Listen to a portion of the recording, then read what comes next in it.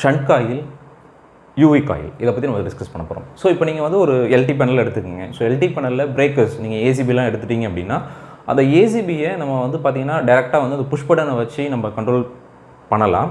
அதேமாதிரி push button வந்து push பட்டனில் போய் பண்ணாமல் நம்ம வந்து தனியாக வந்து பண்ணோம் டிஎன்சி சுவிட்ச் நம்ம வந்து பண்ணுவோம். அந்த டிஎன்சி சுவிட்சுக்கு வந்து பண்ணியிருப்பாங்க. இல்லை அந்த டிஎன்சி சுவிட்ச் வழியாக திருப்பி வந்து உங்களுக்கு பிஎம்எஸ்லேருந்து கூட நீங்கள் ஆப்ரேட் பண்ணுற அளவுக்கு வந்து பார்த்தீங்கன்னா ஒரு சில பிஎல்சி லாஜிக்கோ இல்லைனா வேறு ஏதாவது பிஎம்எஸ் சிஸ்டம் மூலியமாக எடுத்திருப்பாங்க. ஸோ இதெல்லாம் ஒரு பிரேக்கரை வேற ஒரு இடத்துலேருந்து நம்ம கண்ட்ரோல் பண்ணுறதுக்கு ஒரு